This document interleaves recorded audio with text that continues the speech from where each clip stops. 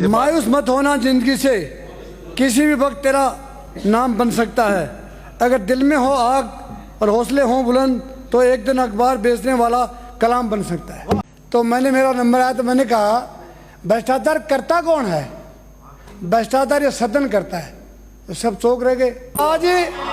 आज ही ताने कह तो मुख्यमंत्री बनाचार के मंत्री को नाको कौन पियो क्यों लाए रान की सेवा करने खातर थे। आप विषय भूल रहे हो। विषय पर ठीक है, ये विषय तो यही बढ़िया है लेकिन अच्छा नहीं लगता है।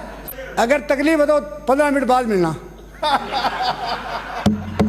और दिल में कोई गड़बड़ है तो दिल में रखना। शेर अगर जंगल में मर भी जाएगा, शेर अगर जंगल में मर भी जाएगा तो गिद्दड़ 6 महीने तक उसके पास नहीं जाएंगे। श्री श्रवण कुमार।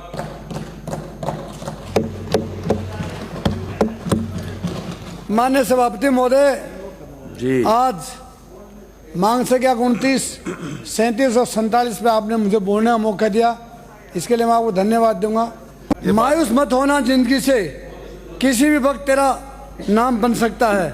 अगर दिल में हो आग और हौसले हों बुलंद तो एक दिन अखबार बेचने वाला कलाम बन सकता है।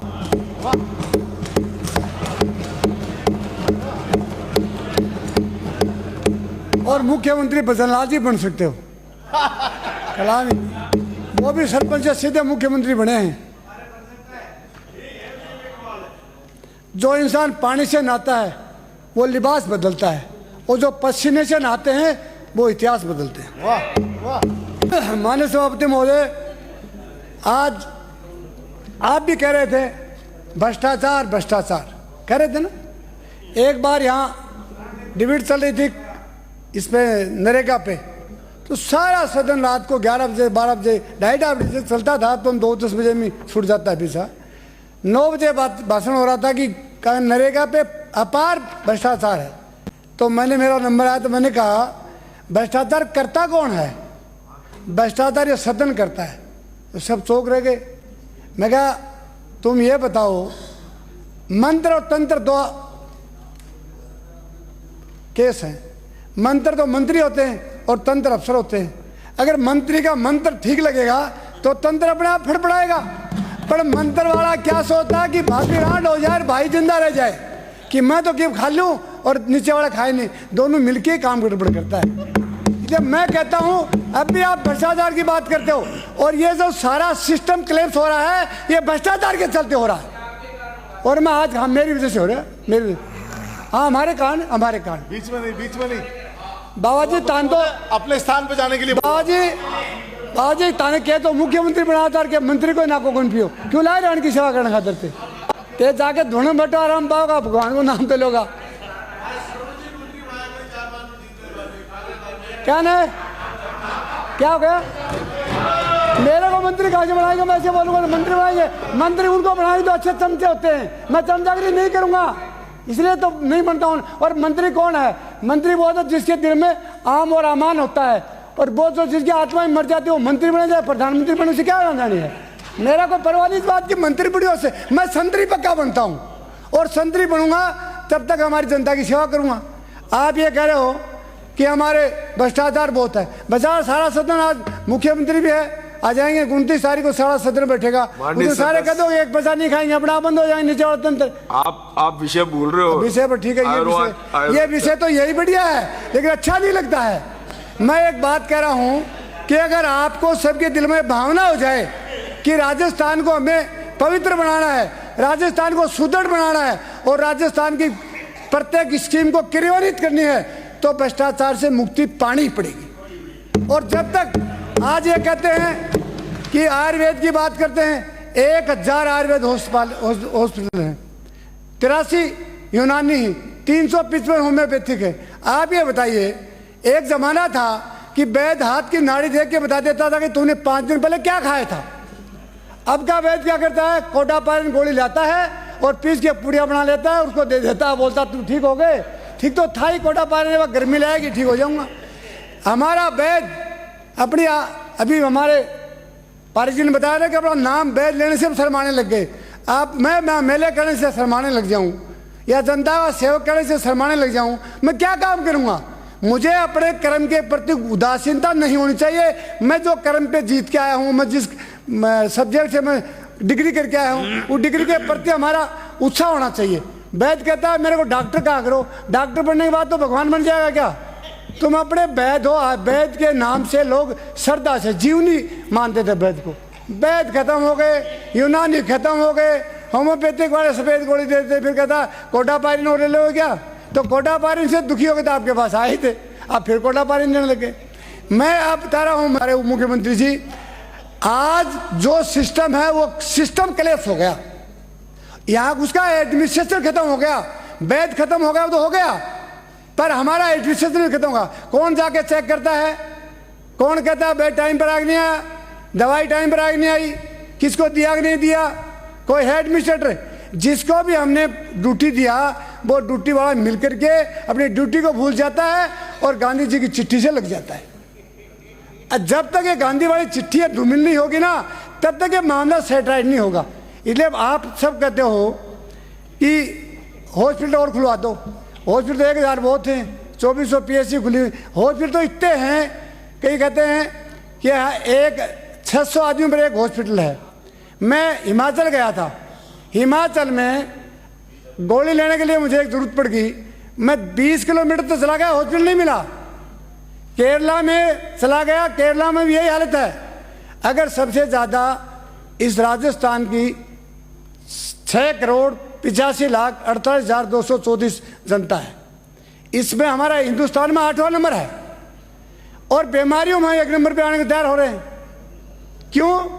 कोई व्यक्ति अपने शरीर को एलोपैथिक और तो ले लेगा, जेब में डालेगा, चलता, मुंह में लेगा, पानी पी लेगा, चल देगा। लेकिन कभी सोचा कि हमने कभी योगा करेंगे? आयुर्वेद के प्रति आदमी को जागरूक होना चाहिए। आयुर्वेद में इतनी ताकत है, मैं दावा के साथ कह सकता हूं कि अगर किसी भी पत्ते को आप खाओगे वो आयुर्वेद है।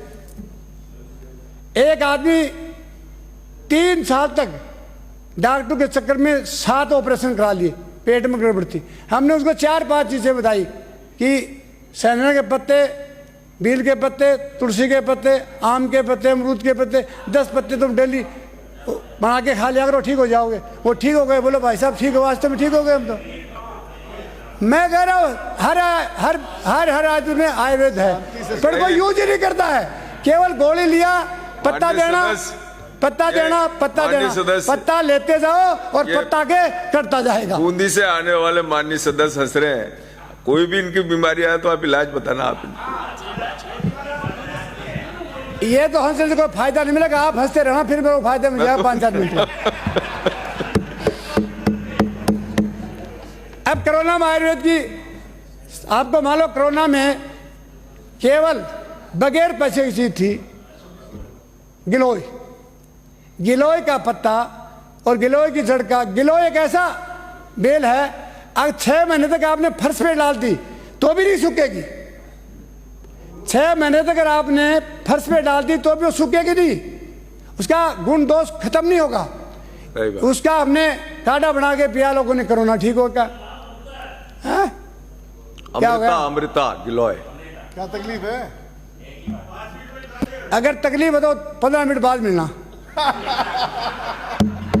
और दिल में कोई गड़बड़ है तो दिल में रखना, बोल के समय खराब मत करो, ना घंटी बजा देंगे, कोई फायदा नहीं। संजीवनी को तो हम भूल गए और हम लगे उन चीजों के जो खाद्य पदार्थों मिलावट वाली है। मिठाई खाने लगे, पनीर खाने लगे। अगर हमने जड़ी बूटियां खाई, अगर हमने खींप की पत्तियों का, खींप की फलियों का हमने सब्जी खाया तो 20 रोग खत्म होते हैं। क्या? पेट में कभी गड़बड़ नहीं होगी। क्या नाम बताया आपने? खींप की खिपोली बोलते हैं उनको, फलियों का। अगर हमने करेले खा लिए बाढ़ पर से उतार के, 50 रोग खत्म हो जाएंगे। पर कहा पनीर बहुत अच्छा लगता है और चाऊ माऊ बहुत अच्छी लगती है। मैं कह चाऊ माऊ खाओ तो चाऊ माऊ हो जाओगे। एक सेठ कलकत्ता का मिला, उसकी घरवाली में था वजन 110 किलो वजन, और उस खुद में था 115 किलो वजन, और पोते में था 90 किलो वजन। इनके लिए मत कहो, सबको। मैंने कहा तुम्हारा सेठ जी क्या हाल है? बोलो 3वां गोटा में दर्द है। तो मैं क्या खाते हो? बोलो चाऊ माऊ खाते हैं, बर्गर खाते हैं। तो मैं कहा दर्द मेरे आएगा तेरे नहीं आएगा। तो बर्गर खाए तो दर्द ही आएगा, तो मैंने उसको 3-4 योगा करके बता दिया। बोले ये तो मैं अगली उम्र में करांगा, अगले जन्म में तो नहीं कर सकते। क्यों नहीं कर सकते? जीभ का स्वाद और जीभ की गड़बड़ आदमी को खत्म कर देती। जीभ से कोई गलत बोलते हो दुनिया कुटेगी, जीभ से ज़्यादा खा जाओगे तो मरोगे। इसलिए जीभ का ध्यान रखना आपको। तो आप ये कह रहे हो कि देखो मंत्री जी क्या हो रहा है, हम तो आए भरते हैं तो हो जाते हैं बदनाम, और वो कत्ल भी करते हैं तो चर्चा तक नहीं होती है। हमारा तो हम तो कुछ भी कर दे तो हमारे तो दुनिया भर के लांछन लगा दे कि तुमने ये किया, तुमने ये किया। और आप लोग कुछ भी करते हो कि राज में हो, आधे से ज़्यादा तो डर के बारे बोलेंगे नहीं, आधे से ज़्यादा तो डर के बारे बोलेंगे नहीं। ये हिंदुस्तान इतना कमज़ोर देश है जिसमें अगर किसी का राज आ जाता तो रात को 12 बजे मिल के आ जाते हैं। राज से मत डरो, इंसान की इंसानियत से डरो। राज किसी का आ सकता है, राज आ जाए तो क्या होगा? हम कोई गड़बड़ी नहीं करेंगे, हम कोई अपराध ही नहीं करेंगे तो क्या पुलिस हमको पकड़ के ले जाएगी? और पुलिस में तो इतना दमी नहीं रहा है। 5 मिनट। पुलिस में तो इतना दमी नहीं रहा तो किसी को पकड़ ले। पुलिस तो अपने टाइम पास करती है। अब आपके सदन में मुख्यमंत्री जी कम आते हैं, गृह मंत्रालय का जवाब भी एक ही देता है, आंगनबाड़ी का जवाब भी कोई देता है, सबका जवाब अलग अलग देते हो। नॉलेज तो प्राप्त करना पड़ेगा। नॉलेज नाम लेने से नॉलेज नहीं आएगा। नॉलेज ले लोगे दुनिया के सब। स्वामी विवेकानंद जी पूरे हिंदुस्तान में जब जाते निकलते थे पूरा देश प्रदेश विदेश देखता था। और जिसको ज्ञान ही नहीं होगा तो कुर्सी तोड़ने का काम करेंगे। सुबह जवाब नहीं आ रहे थे, जवाब नहीं आ रहे थे, कहे मंत्री जी अध्यक्ष साहब कितने दिन बचाएंगे? पत्ते की ओट में बैठ के कितने दिन राज करोगे? नहीं कर सकते। दम पे करो। फौजी क्या करते हैं? एडी और पंजे के पास नौकरी करोगे तो हिंदुस्तान के सबसे बड़े सोल्जर बन जाओगे। और किसी के आशाने में खाना बनाओगे तो सैनिक नहीं बन सकते, वो बैटमैन नहीं बन सकते। इसलिए आदमी के पास ये नॉलेज होना चाहिए। और सबसे बड़ा तो आत्मबल होना चाहिए। आत्मबल जिसके पास नहीं है वो व्यक्ति दुनिया का सबसे कमजोर व्यक्ति है। और आत्मबल कब आएगा? जब उसके दिल में सत्यता होगी। सत्यता नहीं होगी, कमजोर होगा। आदमी कमजोर वही होता है जो रिश्वतखोर होता है, अपराधी होता है और दूसरों के चापलूसी करता है। चापलूसी करने वाला आदमी डेली मरता है, चापलूसी करने वाला सुबह से शाम तक 100 बार मरता है। और बहादुर आदमी जिंदगी में 1 बार मरता है। आपको मालूम है शेर अगर जंगल में मर भी जाएगा, शेर अगर जंगल में मर भी जाएगा तो गिद्दड़ 6 महीने तक उसके पास नहीं जाएंगे। उनको क्या मालूम मर गया? देख तो सकते ही नहीं ना, देख तो सकते ही नहीं ना। और गिद्दड़ मरेगा तो हजारों माखियां उसके पास आ जाएंगी, क्यों? मरा हुआ तो है ही पहले से ही, और मरी गया ही। आप देखो, आप अभी बात कर रहे हो, ये तो आयुर्वेद वाली बातों में बहुत ज़्यादा लंबी है पर कह दूंगा। अब आप आइए गौ माता पे। गौ माता है ही कहाँ? मैं आपको ईमानदार से कह रहा हूँ मुख्यमंत्री जी, हमारे सिंघाड़ा में एक गाय थी, एक हाथी के 10 गाय थी, 16। वो पहाड़ में चढ़ने के लिए चली गई और एक गाय वहाँ पे आ गई रात को।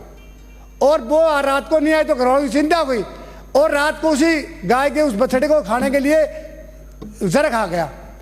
मैं सभापति महोदय ईमानदार से कह रहा हूँ, वो गाय ने उस जर को सींग डाल के मार दिया।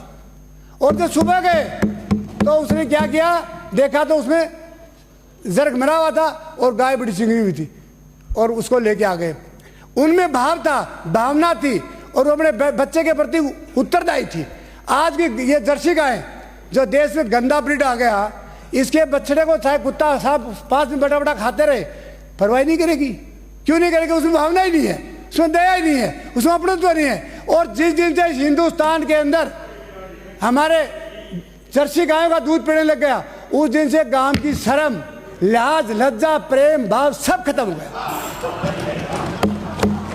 बाप को बेटा नहीं मानता, घरवाली पति को नहीं मानती, भाई को भाई नहीं मानता। क्यों? जो जैसा खाओगे अन्न वैसा हो जाएगा मन। कौन है?